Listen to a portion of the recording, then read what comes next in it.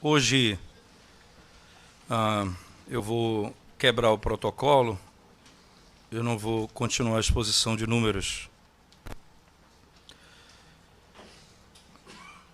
Essa semana que passou, e você sabe que todo domingo são 2 sermões novos, né? Então é bom quando eu viajo, porque eu não preciso preparar sermão, eu já estou com o sermão preparado, mas toda semana tem que preparar 2 sermões. Essa semana foi atípica.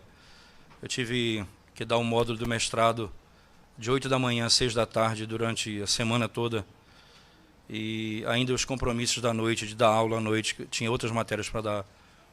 E realmente eu não me sinto seguro e tranquilo apesar de ter lido e feito aquilo que deveria ser feito, mas não tô seguro para expor o texto hoje, certo? Então eu vou fazer uma exposição de um texto que eu já expus bem antigamente no livro de Romanos.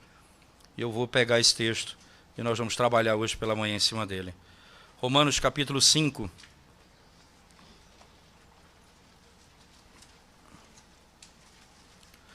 Nós vamos ler do verso 1 até o verso 11.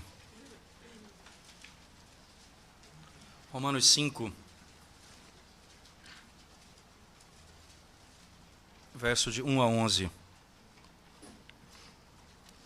Diz assim a palavra de Deus: Justificados, pois, mediante a fé, temos paz com Deus por meio de nosso Senhor Jesus Cristo, por intermédio de quem obtivemos igualmente acesso pela fé a esta graça na qual estamos firmes e gloriamo-nos na esperança da glória de Deus. E não somente isto, mas também nos gloriamos nas próprias tribulações, sabendo que a tribulação produz perseverança, e a perseverança experiência, e a experiência esperança. Ora, a esperança não confunde, porque o amor de Deus é derramado em nosso coração pelo Espírito Santo que nos foi outorgado. Porque Cristo, quando nós ainda éramos fracos, morreu a seu tempo pelos ímpios. Dificilmente alguém morreria por um justo, pois poderá ser que pelo bom alguém se anime a morrer. Mas Deus prova o seu próprio amor para conosco, pelo fato de ter Cristo morrido por nós, sendo nós ainda pecadores. Logo muito mais agora, sendo justificados pelo seu sangue, seremos por ele salvos da ira. Porque se nós, quando inimigos, fomos reconciliados com Deus mediante a morte do seu Filho, muito mais estando já reconciliados, seremos salvos pela sua vida. E não apenas isto, mas também nos gloriamos em Deus, por nosso Senhor Jesus Cristo, por intermédio de quem recebemos agora a reconciliação. Vamos orar ao Senhor. Ó Deus, quando abrimos a Tua palavra a tratar de um tema tão precioso e glorioso como a justificação pela fé, nós clamamos ao Senhor que venha desvendar os nossos olhos nessa manhã, nos fazer depender e confiar exclusivamente no nosso Senhor Jesus Cristo, e a obra dele possa produzir verdadeira transformação em nossa vida. Pedimos isso em nome de Jesus. Amém. Certamente, os nossos maiores problemas, eles estão associados ao tempo. Os problemas do passado sempre persistem em voltar, sempre nos acusam, sempre trazem sobre nós opressão. Quando fizemos algo de errado, quando praticamos o que era mal, quando não fizemos aquilo que o Senhor ordenou, como ímpios andamos em caminhos tortuosos. E sempre essas coisas tendem a vir à nossa mente e tendem a trazer angústia para o nosso coração no presente. Eu fico pensando que o apóstolo Paulo, tendo toda essa convicção da justificação pela fé, não poucos momentos ele lembra do que ele fez contra a igreja, se descrevendo como o pior dos pecadores, como quem se levantou contra a igreja. Não poucas vezes ele se descreve assim como um homem não é, indigno.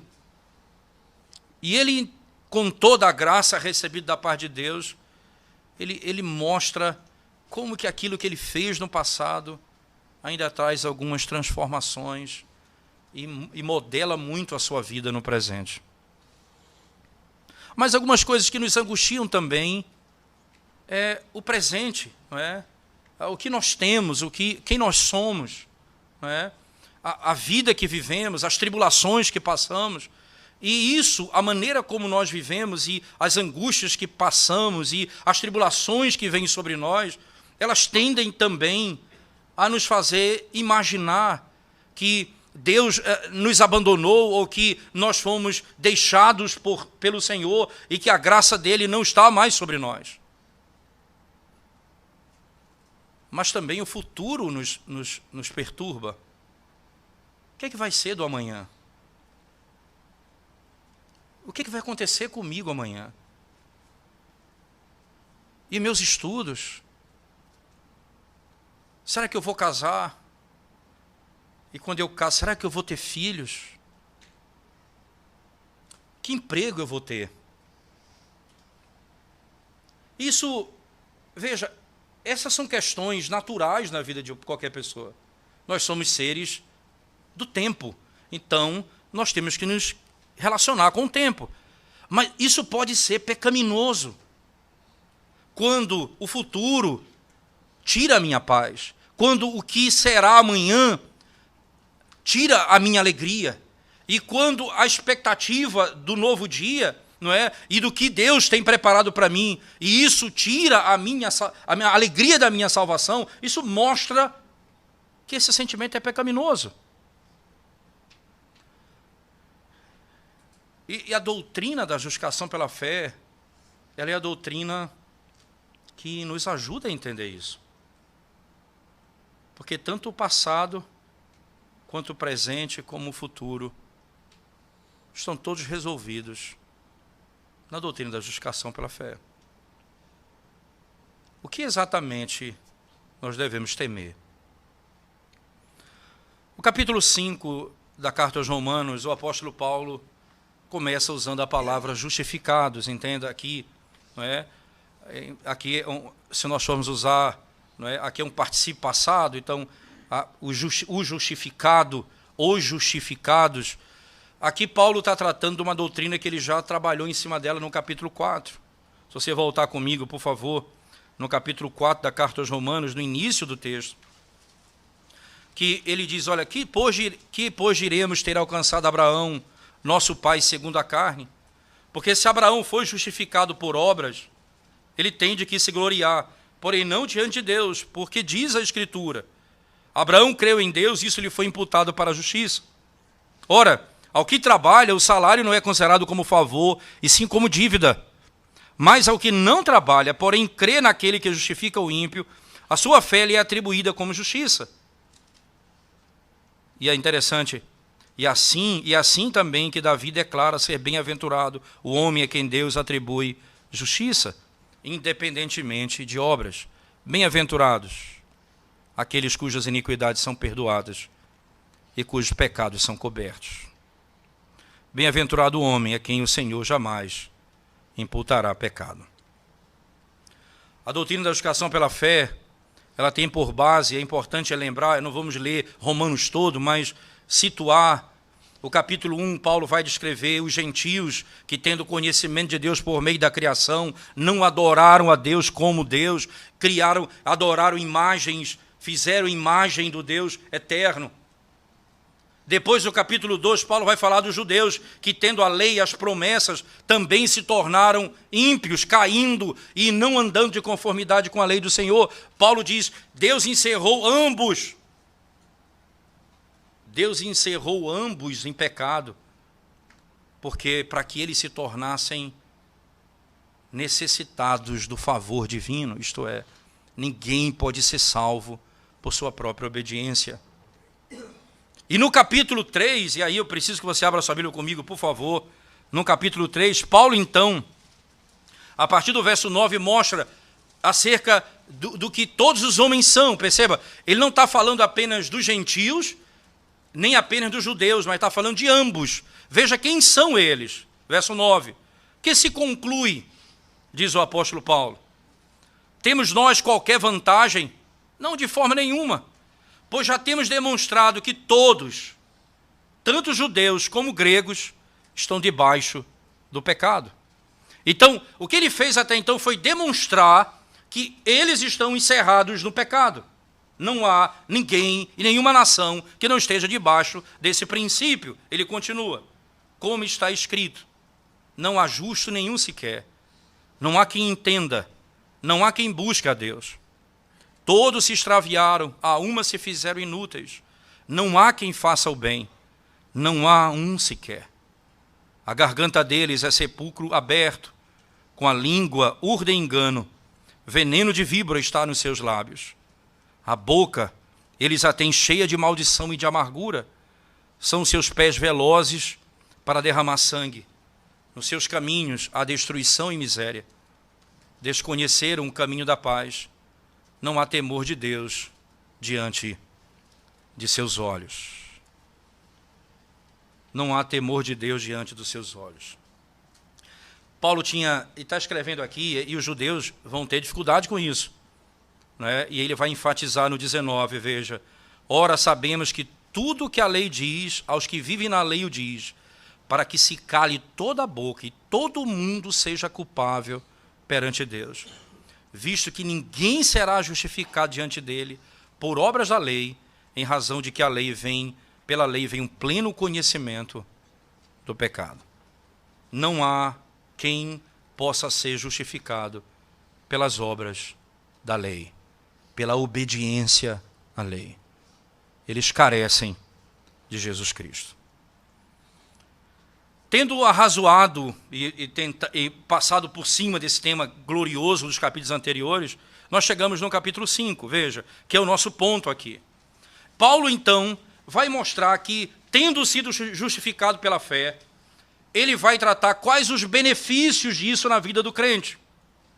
Perceba que ele começa dizendo, primeiro, dando o fundamento da justificação. Justificados, pois, mediante a fé. Perceba que Paulo aqui, ele escolhe as palavras certas, porque ele não diz justificados por causa da fé, para que não se entenda que a fé, ela é obra, isto é, que a fé, ela é aquilo que eu faço para ser salvo. Quando ele diz justificados, pois, mediante a fé, ele está trazendo todo o conceito que ele disse anteriormente. Ninguém é justificado por causa da fé, mas por meio da fé. A fé é o meio pelo qual o indivíduo é salvo. Não é a causa. Porque se for a causa, torna-se obra. E logo, eu digo, você tem e eu não tenho. Você poderia fazer e você não fez. Paulo diz, Deus encerrou todos debaixo do pecado. Todos foram destituídos da glória de Deus. Todos carecem da misericórdia de Deus. Todos estão extraviados. Não há ninguém que possa fazer. Então, quando a salvação nos chega, ela chega pelo Deus que envia o seu Filho para obedecer a lei perfeitamente em nosso lugar e morrer pelos nossos pecados. E ele não apenas faz a obra em Cristo, mas ele, pelo Espírito, nos concede a fé para crermos nessa obra. É graça sobre graça. E aí ele diz, justificados, pois, por meio da fé. A fé é um instrumento, a fé é um meio pelo qual isso acontece. A fé é dom de Deus. A fé não é obra humana.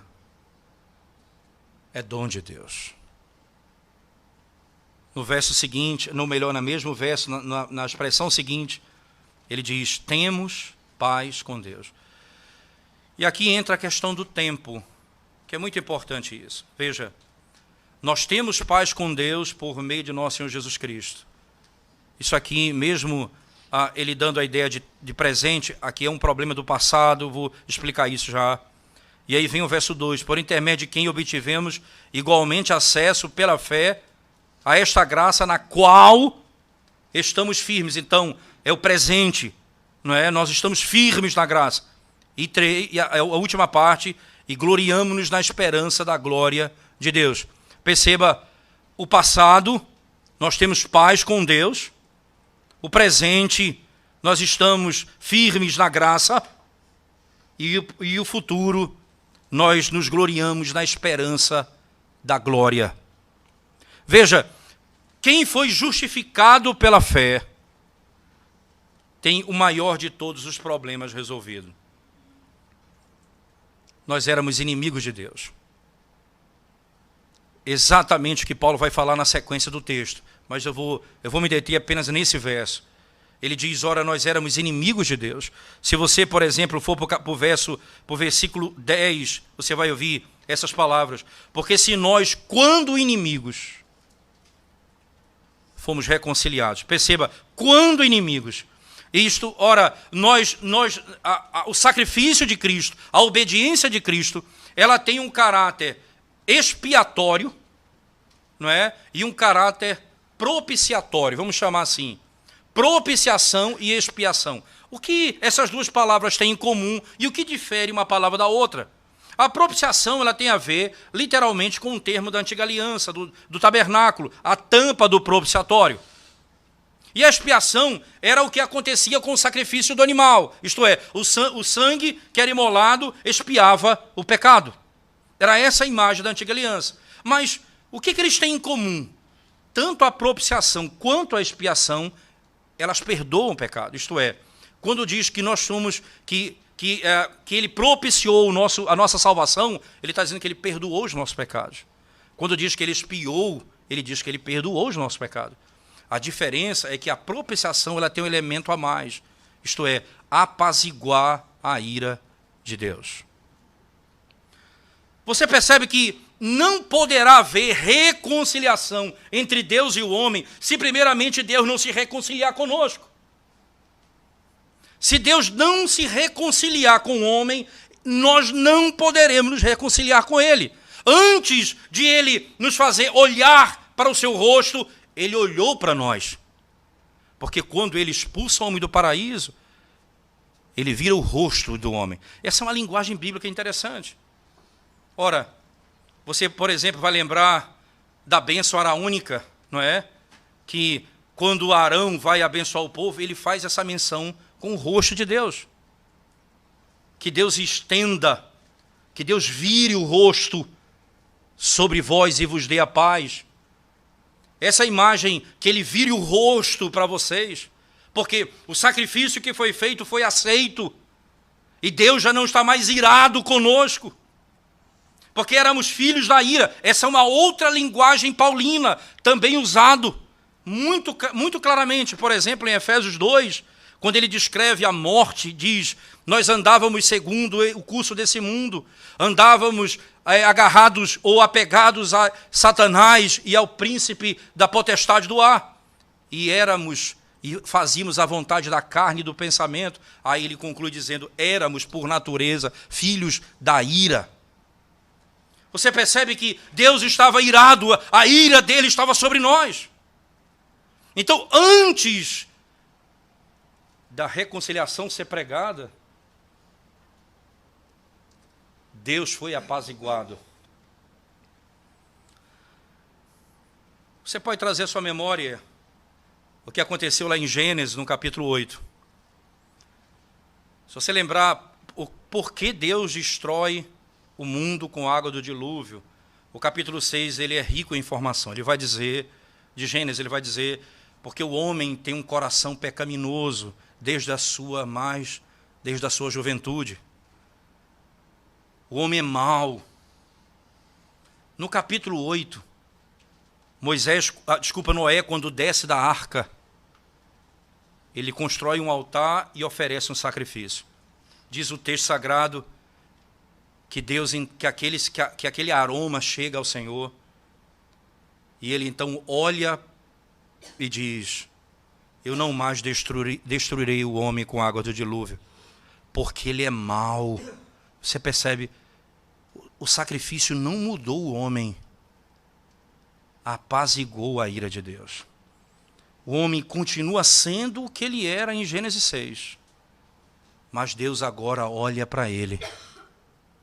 Aquele sacrifício apazigua a ira de Deus.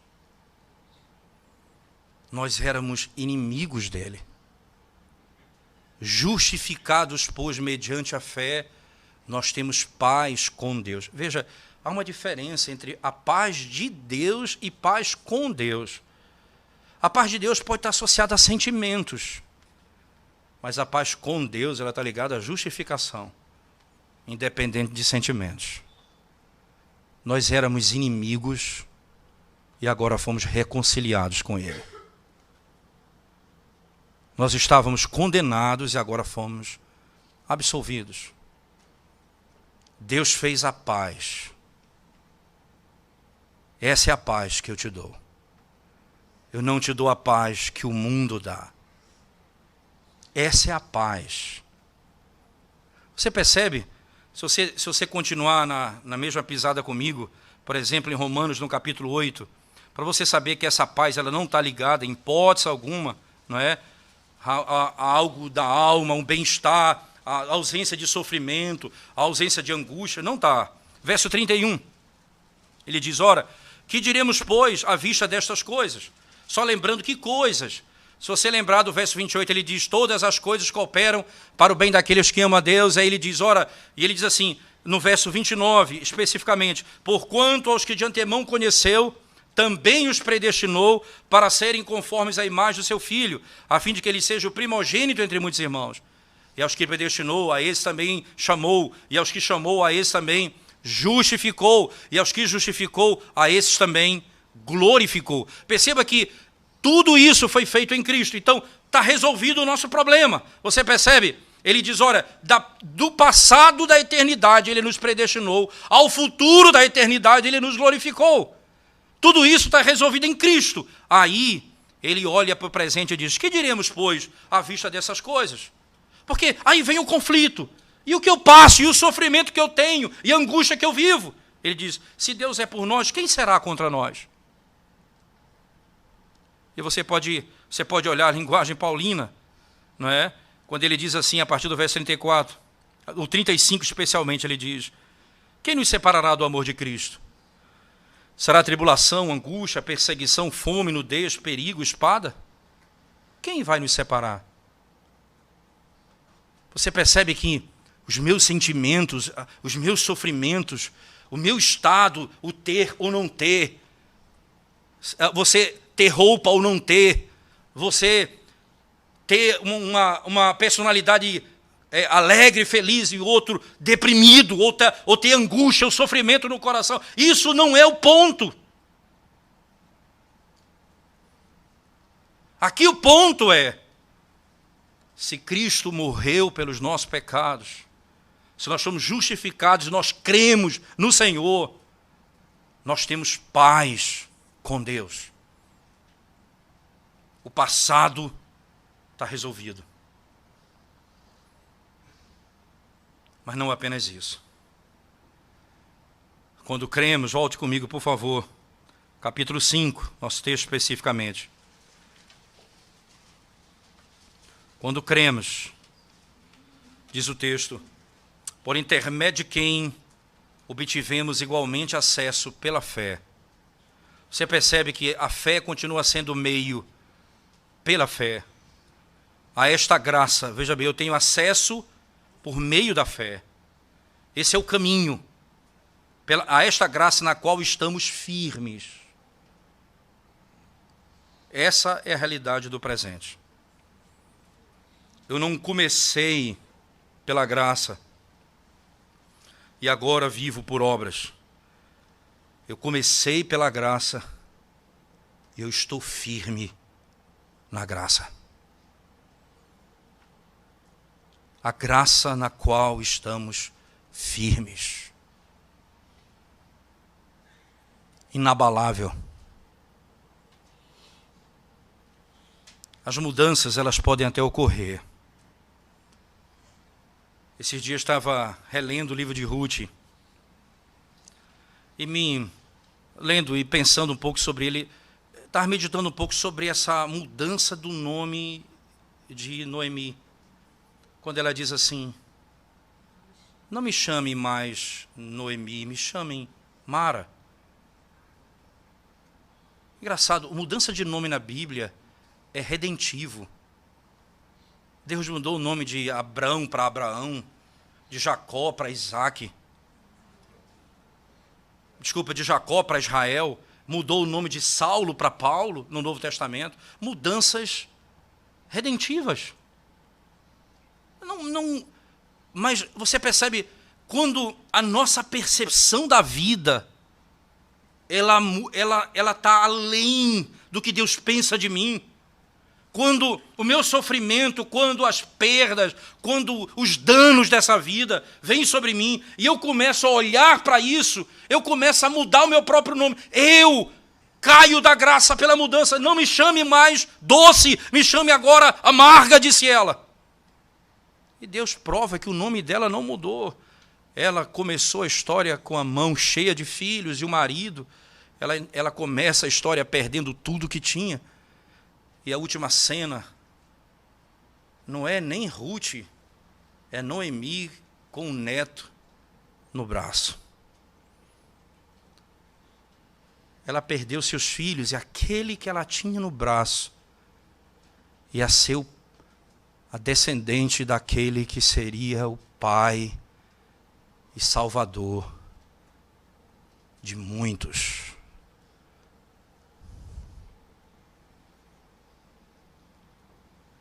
Nós estamos firmes na graça.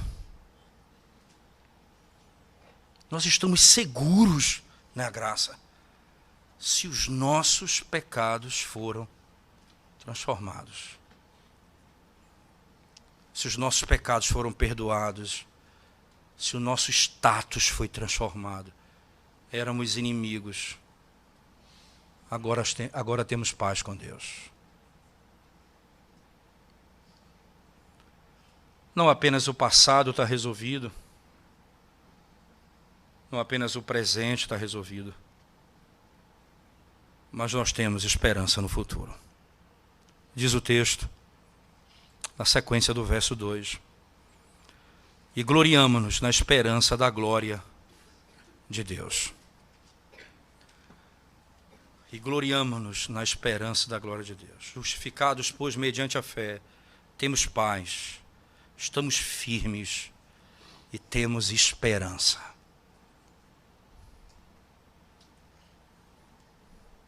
O que é que vai acontecer comigo no futuro? O que é que Deus tem reservado para mim? Quanto tempo mais eu vou viver?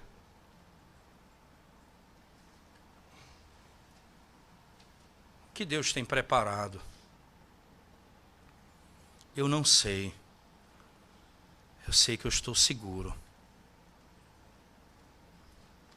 Porque essa esperança é o tema que vai seguir agora no texto. Porque nós temos esperança na glória de Deus. Essa é a imagem da eternidade. Nós temos esperança na glória de Deus. E o que essa questão resolve para nós? Veja, irmãos, se o passado, o presente e o futuro estão resolvidos, o que é que isso afeta a minha vida? E aí tem duas áreas da vida que são afetadas. Primeiro, o sofrimento, como eu encaro a tribulação. E segundo, as dúvidas sobre se eu sou salvo ou não. Pessoas que duvidam se perdeu a salvação ou não. E elas vão mudar o nome delas com base nos seus sentimentos. Será que é suficiente para mudar o seu nome com base nas suas aflições? E o texto segue comigo, por favor. Verso 3. E não somente isto, mas também nos gloriamos nas próprias tribulações. Ora, entenda que gloriar-se nas tribulações não é ter prazer nelas. Ninguém tem prazer em sofrimento. mas a glória na tribulação é para onde ela me leva, isto é, para onde ela me conduz. Você percebe que a tribulação, o sofrimento, ele já não tem mais o juízo de Deus sobre nós, porque os nossos pecados foram perdoados. A nossa tribulação, a nossa angústia, a nossa dor já não é mais a malignidade em si. Nós poderemos dizer, como salmista, foi-me bom ter passado pela aflição, porque aprendi a amar os teus decretos. Foi-me bom, Senhor, passar pelo sofrimento. E o texto nos orienta dizendo, ora, eu me alegro, eu me glorio nas minhas tribulações por aquilo que ela produz em mim. Porque esse é outro instrumento de Deus para a transformação do crente. Mas por que isso é? Porque o meu pecado foi perdoado. Você percebe que tudo começa porque o meu pecado foi perdoado. Ora, se o meu pecado não foi perdoado, tudo isso não tem sentido algum. Isso realmente destrói minha vida.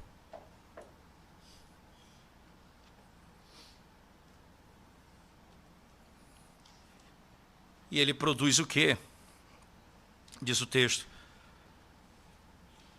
Glorie-me nas próprias tribulações, sabendo que a tribulação produz perseverança. Perseverança e experiência. E a experiência, veja onde ela desemboca, na esperança. Essa semana, ontem literalmente, partiu para estar com o Senhor um dos homens mais piedosos que eu conheci na vida, Dr. Russell Shedd. Eu tinha 15 anos de idade quando eu tive o prazer de recebê-lo na minha casa, lá no interior do Pará. Ele foi pregar na igreja batista, que havia uma amizade muito grande com a nossa igreja. E o pastor pediu para ele ficar hospedado na nossa casa. E ele ficou lá conosco. Eu não sabia que tinha recebido um anjo em casa. Nós recebemos aquele homem e não sabia que ele era um anjo. Esse eu posso dizer para os irmãos, eu nunca vi, nunca conheci ninguém tão piedoso como aquele homem. Eu tenho poucas lembranças, mas as lembranças que eu tenho dele são as mais extraordinárias. Mas me chama a atenção os últimos dias da sua vida. Ele estava com dores terríveis por causa da enfermidade. O câncer havia se espalhado. E ele posta um vídeo e ele diz assim, é uma bênção passar por esse sofrimento, porque eu estou sendo desmamado desse mundo. Eu estou vendo que realmente não é aqui a minha vida. A minha vida não está aqui, está com o Senhor. O sofrimento desmama. Ele tira você desse mundo. E nós lutamos contra o sofrimento, porque queremos nos apegar a esse mundo. E nós queremos sair do sofrimento, porque queremos usufruir desse mundo. E o Senhor está dizendo, aprenda a abandonar esse mundo. Não está aqui a tua alegria. Não está aqui a tua esperança. Não está aqui o teu conforto.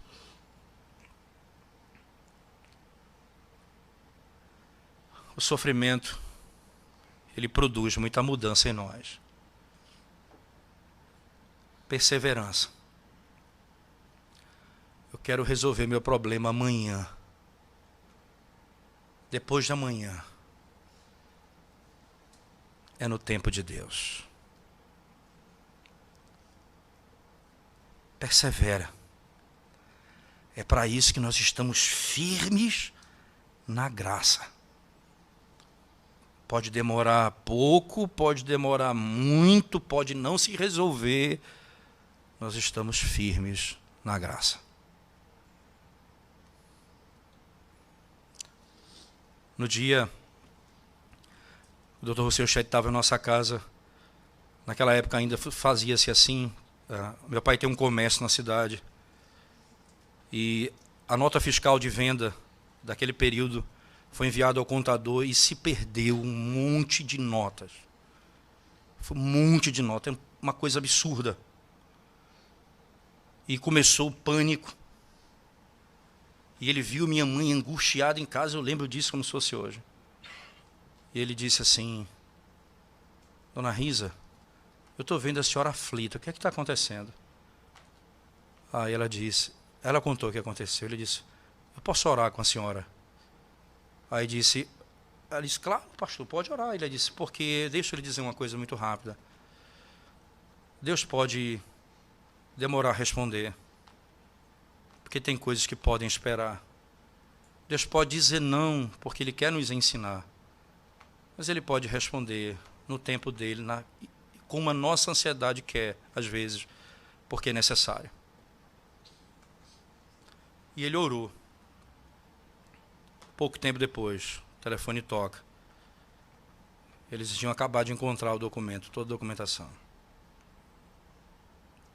Há tempo para tudo. Pode ser hoje, pode ser amanhã, pode não ser. O que é que me fortalece?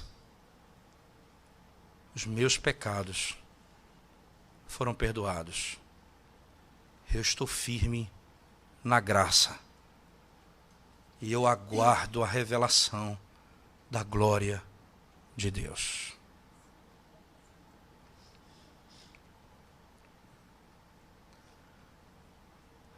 O sofrimento produz perseverança.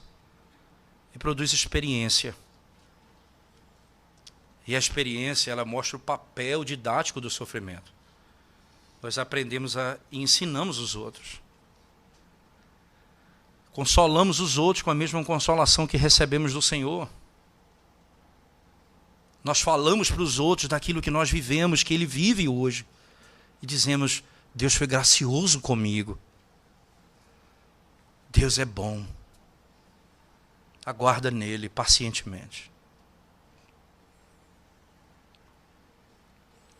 E no final ela produz esperança. E a esperança não está na resolução do meu problema. Na esperança da glória. Paulo vai dizer: o sofrimento do presente não se compara com a glória que há de se manifestar no porvir. Esse é o equilíbrio do conceito da tribulação com a esperança. Não é necessariamente a solução do meu problema, é para onde eu vou. Por quê? Porque a chave de tudo é: o meu pecado foi perdoado, estancou toda a malignidade sobre mim, nada mais pode destruir minha vida, nem a morte, porque eu ressuscitarei no dia do Senhor. Essa é a alegria e a verdade. Mas certamente, irmãos, muitos irmãos podem passar por tribulações, mesmo tendo toda essa convicção. Deixa eu, na sequência do texto, veja o que o texto diz. Ora, a esperança ela não é algo que confunde, diz Paulo, porque o amor de Deus é derramado em nosso coração pelo Espírito Santo que nos foi outorgado. O Espírito que habita em nós é o derramar do amor de Deus sobre o nosso coração. Estamos cercados, por dentro e por fora, passado e o futuro. Está tudo guardado, porque os nossos pecados foram perdoados.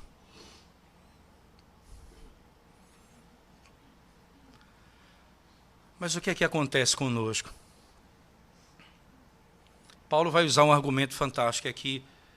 Eu quero me dirigir a você, eu sei, porque como cristão, eu já passei por isso e sei que também, às vezes, temos a tendência de entrar em confusão teológica e espiritual, não poucas vezes. Mas muitos de vocês podem passar pelo conflito da dúvida da salvação. Será que eu sou salvo? Será que o Senhor me ama? E fazer como Noemi: eu vou mudar meu nome.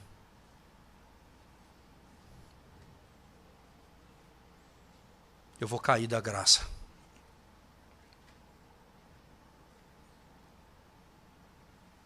o apóstolo Paulo nos ensina que isso pode acontecer na alma do indivíduo, mas ele diz: sabe onde está a minha segurança? Acompanhe o texto comigo, por favor, a última sessão. Veja como Paulo chama os que ele justificou. Como ele chama? Verso 6. Porque Cristo, quando nós ainda éramos fracos, o primeiro nome, fraco.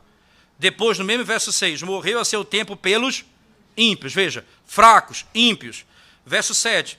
Dificilmente alguém morreria por um justo, pois poderá ser que pelo bom alguém se anime a morrer. Mas Deus prova o seu próprio amor para conosco, pelo fato de ter Cristo morrido por nós, sendo nós ainda pecadores. Veja, fracos, ímpios, pecadores. Agora veja a sequência. Logo, muito mais agora, sendo justificados pelo seu sangue, seremos por ele salvos da ira. Porque se nós, quando inimigos, veja a quantidade de termos que Paulo utiliza para falar do nosso estado antes dele nos alcançar. Fracos, pecadores, ímpios, inimigos de Deus. Ora, essas 4 declarações bíblicas apontam exatamente para aquilo que é a realidade da nossa vida. O que é alguém fraco? Ninguém poderá ser salvo pela sua própria obra, isto é, ninguém é salvo pela obra das próprias mãos. Você não pode, não é nem que você não queira, além de você não querer, você não pode, você é fraco, você é ímpio. E o ímpio não é só o fraco, é forte para a prática daquilo que desagrada a Deus. Pecadores nunca conseguem acertar o alvo. O alvo é a glória de Deus. E tudo o que eles fazem é para si mesmo. É para a glória deles mesmos. Inimigos.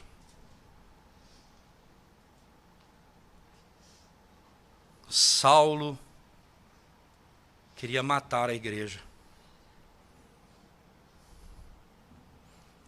Esse é o espírito que estava em nós.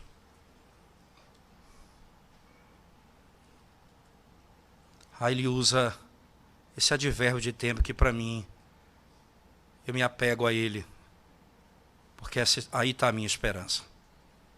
Veja no verso 6, porque Cristo, quando nós ainda éramos fracos.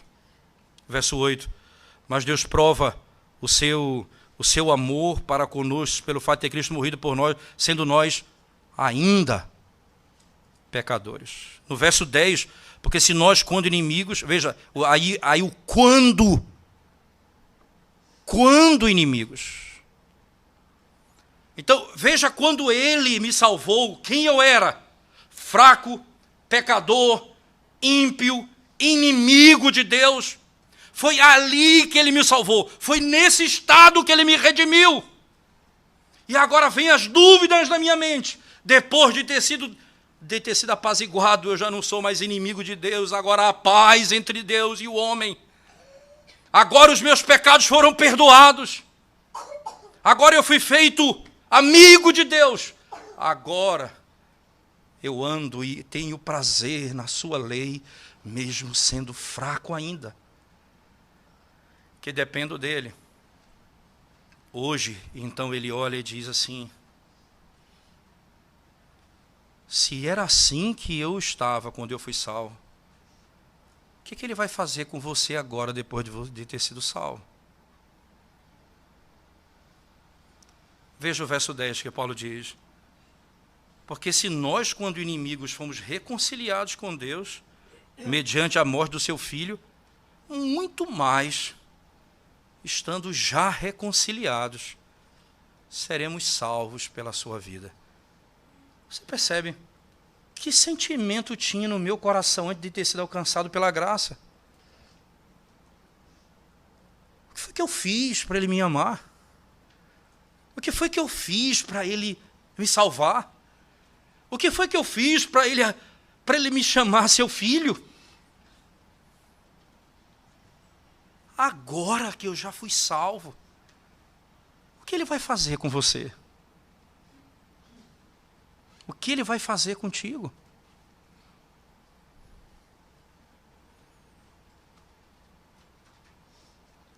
Você percebe que você, nesse momento, quer cair da graça, isto é, pelas tribulações que vêm, pela angústia que vem, pela luta contra o pecado que continuamente você tem. Você pensa, eu vou mudar meu nome.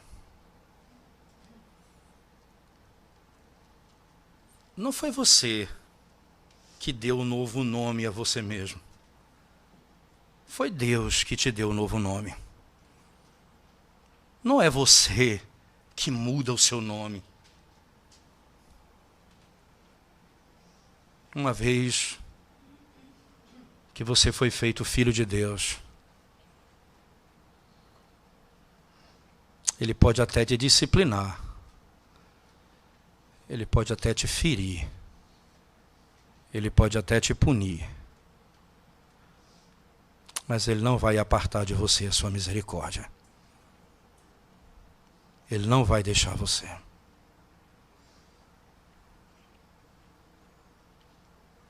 Se quando éramos assim, Ele nos amou, o que Ele fará conosco agora, nós que já estamos com Ele? E ele encerra dizendo, e não apenas isto, mas também nos gloriamos em Deus, por nosso Senhor Jesus Cristo, por intermédio de quem recebemos agora a reconciliação. Nós nos gloriamos em Deus por causa de Cristo, porque agora recebemos a reconciliação. Me parece que o que Paulo faz é expor o salmo que citei na oração, mas acho que vale a pena nós lermos, por favor. Salmo de número 103, por favor.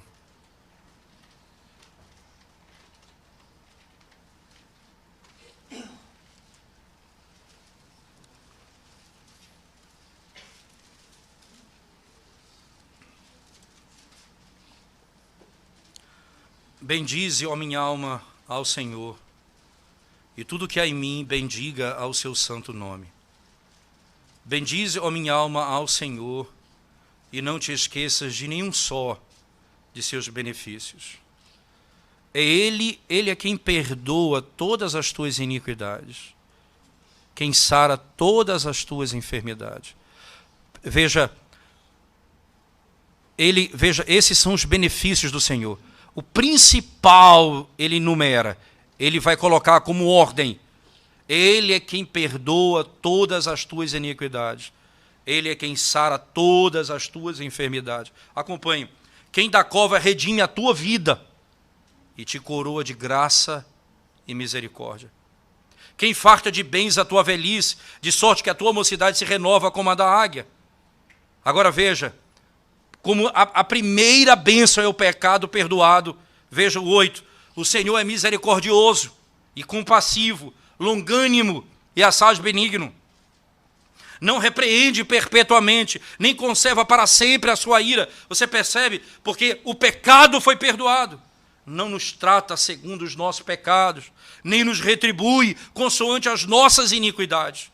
Pois quanto o céu se alteia acima da terra, assim é grande a sua misericórdia para com os que o temem. Quanto dista o oriente do ocidente, assim afasta de nós as nossas transgressões. Como um pai se compadece de seus filhos, assim o Senhor se compadece dos que o temem, pois Ele conhece a nossa estrutura e sabe que somos pó. Perceba, benefício advindo do maior de todos os benefícios. Justificados, pois, mediante a fé.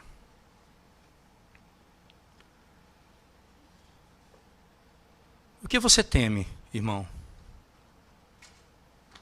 O que é que traz tanta angústia para a sua alma? O passado. O que você fez no passado? O medo do passado. O que é que tira a tua paz?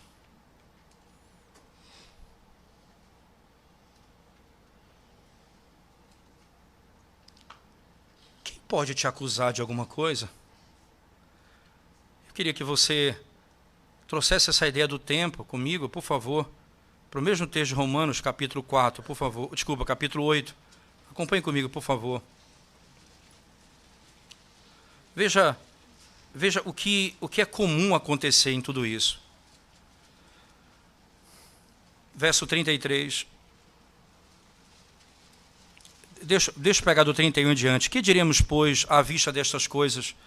Se Deus é por nós, quem será contra nós?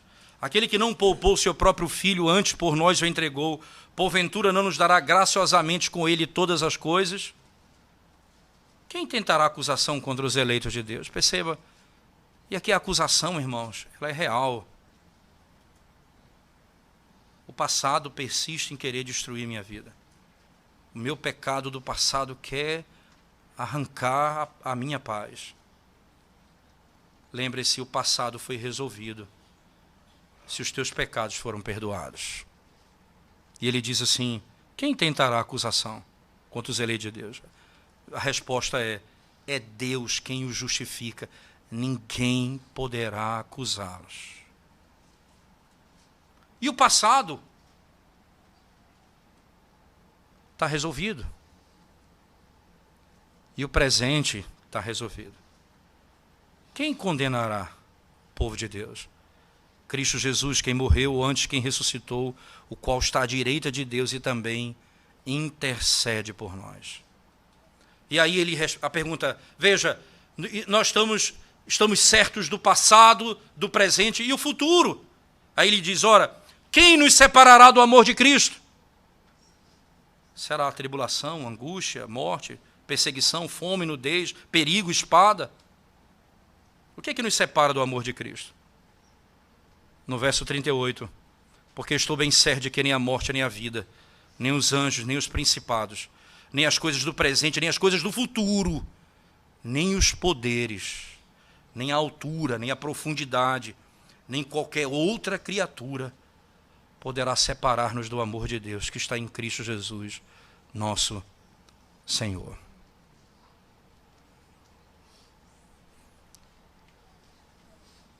Você tem medo do que vai acontecer com você no futuro? O teu futuro foi resolvido. Cristo é a nossa paz. E os nossos pecados todos estão resolvidos. Como Thomas Boston disse certa vez, Cristo morreu pelos meus pecados do passado, do presente e do futuro. Porque se existe algum pecado pelo qual ele não morreu, esse pecado me lançará no inferno por toda a eternidade. Justificados, pois, nós temos paz, o passado resolvido. Estamos na graça, presente resolvido. Esperamos a glória, o futuro resolvido. Não vacile, não tema, aguarde no Senhor. Mas quão desesperador é a situação daquele que está sem Cristo. É por isso que o passado destrói você. É por isso que o medo do futuro arrasa você. Você precisa se arrepender dos seus pecados e clamar as misericórdias do Senhor sobre você. Ele é rico em misericórdia. e perdoador dos nossos pecados. Vamos orar ao Senhor mais uma vez, irmãos. Nós te damos graças, Senhor, por tua palavra nessa manhã, pelo privilégio de refletirmos sobre tão grande benefício dado pelo Senhor, o maior de todos eles. Isso é tão extraordinário, Senhor, que aquele ladrão lá na cruz não desceu da cruz. Ele creu no Senhor. E ali estava morrendo do lado dele o Cordeiro que purifica o pecado. E aquele homem, sem ter feito uma obra, creu no Senhor. Ele foi salvo. Esse é o poder da graça do Evangelho. É no sangue do Cordeiro e no nosso Redentor que repousa a nossa paz e a nossa esperança.